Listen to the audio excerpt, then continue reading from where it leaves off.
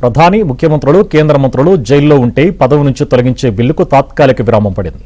130వ రాజ్యాంగ సవరణ బిల్లును ప్రస్తుతం నిలిపివేస్తున్నట్లు జేపీసీ తెలిపింది. 5 అంశాలపై చర్చ అవసరమని జేపీసీ అభిప్రాయపడింది.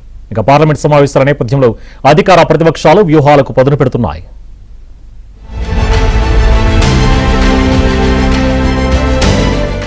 నూట 130వ రాజ్యాంగ సవరణ బిల్లుకు జేపీసీ బ్రేకులు వేసింది. తీవ్రమైన ఆరోపణలతో వరుసగా 30 రోజులు జైల్లో ఉన్న ప్రధాని, కేంద్ర మంత్రులు, సీఎంలను పదవి నుంచి తొలగించే బిల్లుపై నివేదిక ఆమోదాన్ని జేపీసీ వాయిదా వేసింది. ఈ అంశంపై మరింత చర్చ అవసరమని కమిటీ సభ్యులు భావించినట్లు జేపీసీ చైర్పర్సన్ అపరాజితా సారంగి తెలిపారు. 130వ సవరణ బిల్లుపై ఏర్పాటైన జేపీసీ ఇటీవల సభ్యులకు పంపిణీ చేసిన తన ముసాయిదా నివేదికలో 5 సిఫారసులు చేసింది. ఒక్కో సిఫారసుపై కమిటీ విడివిడిగా ఓటింగ్ నిర్వహిస్తున్న సమయంలో మరిన్ని సంప్రదింపులు, సభ్యుల మధ్య చర్చ అవసరమని నిర్ణయించారు. దీంతో Majlis MP Asaduddin Owaisi, NCP Sharad Pawar party MP Supriya Sule తాము సమర్పించిన అసమ్మతి లేఖలను వెనక్కి తీసుకున్నారు. Today and we had very good deliberation on different matters.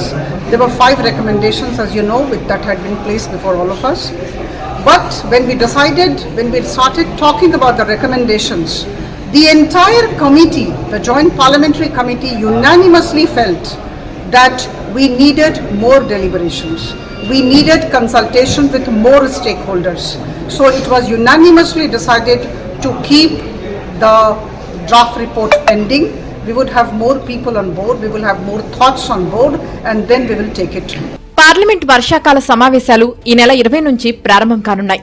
ఈ సమావేశాల్లో ప్రవేశపెట్టనున్న 5 బిల్లుల బిజినెస్ లిస్టును లోక్సభ సెక్రటరీ జనరల్ విడుదల చేశారు. ఈ సందర్భంగా ఢిల్లీలో ఎన్డీఏ మంత్రులతో కేంద్ర మంత్రి రాజ్నాథ్ సింగ్ సమావేశమయ్యారు. ఈ సమావేశంలో కీలక బిల్లులను ఆమోదింపజేసుకునే వ్యవహారంపై చర్చించినట్లు ఎన్డీఏ వర్గాలు చెబుతున్నాయి. వివిధ పార్టీల మద్దతు కూడగట్టడం, మద్దతివ్వని పార్టీల ఎంపీలను సమీకరించడం, అవసరమైతే కొందరిని సభ నుంచి బహిష్కరించడం ద్వారా అయినా కీలక బిల్లులను ఆమోదింపజేసుకోవాలని చూస్తున్నట్లు సమాచారం. జూలై 21న మంగళ్ మిలాన్ పేరుతో ఎన్డీఏ పార్లమెంటరీ సమావేశం నిర్వహించనున్నారు.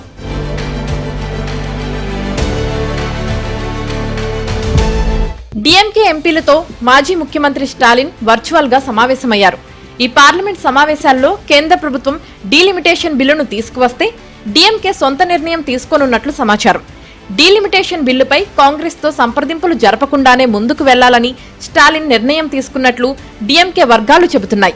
పార్లమెంట్లో బిల్లు ప్రవేశపెట్టాక మెరిట్ ఆధారంగానే తుది నిర్ణయం తీసుకోనున్నట్లు స్టాలిన్ తెలిపారు.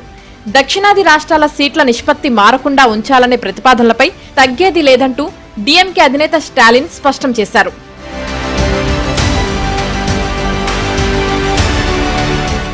కేంద్రం తీసుకువచ్చే బిల్లులను అడ్డుకునేందుకు డీఎంకే అధినేత స్టాలిన్ తో సంప్రదింపులు జరుపుతున్నామన్నారు Congress MP Jairam Ramesh. DMK, BJP సిద్ధాంతాలు వేరని, 2 పార్టీలు కలిసి పనిచేయలేవన్నారు. డీలిమిటేషన్ బిల్లును డీఎంకే తప్పనిసరిగా అడ్డుకుంటుందని జైరాం రమేష్ ఆశాభావం వ్యక్తం చేశారు. पर हम भी डीएमके के सांसदों के संपर्क में हैं, उनसे बातचीत हो रही है. डीएमके अभी भी विपक्ष है, विपक्षी दल है, वो सत्ता दल नहीं है, एनडीए का घटक दल नहीं है, विपक्ष में है.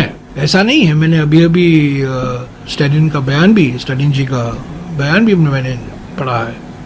సీఎం చంద్రబాబు అధ్యక్షతన టీడీపీపీ సమావేశం జరిగింది. పార్లమెంట్లో అనుసరించాల్సిన వ్యూహాలపై సీఎం చంద్రబాబు దిశానిర్దేశం చేశారు. రాష్ట్రానికి రావాల్సిన నిధులు, ప్రాజెక్టులపై దృష్టి సారించాలని సూచించారు. ఉమెన్స్ బిల్ మొన్ననే మీరు చూశారు, మహానాడు సందర్భంగా తీర్మానం చేయడం జరిగింది. ఉమెన్స్ బిల్ వచ్చినా రాకపోయినా పార్లమెంట్లో మనమైతే తెలుగుదేశం పార్టీ తరఫున 33% రిజర్వేషన్ చేయబోతా ఉన్నామండి. దానికే కట్టుబడి ఉన్నాం. పార్లమెంట్లో రేపు వస్తే తప్పకుండా ఉమెన్స్ బిల్కి సపోర్ట్ చేసే కార్యక్రమం చేయబోతా ఉన్నాం అని చెప్పి తెలియజేసుకుంటా ఉన్నాం. మిగతా ఏదైతే ఎడ్యుకేషన్ సంబంధించి బిల్లు వస్తూ ఉంది, మిగతా బిల్స్ ఏది రాష్ట్రానికి ఉపయోగపడేది వచ్చినా ప్రతి ఒక్కదానికి కూడా మద్దతు తెలిపేదానికి తెలుగుదేశం పార్టీ ముందుంటుందని చెప్పి తెలియజేసుకుంటాం.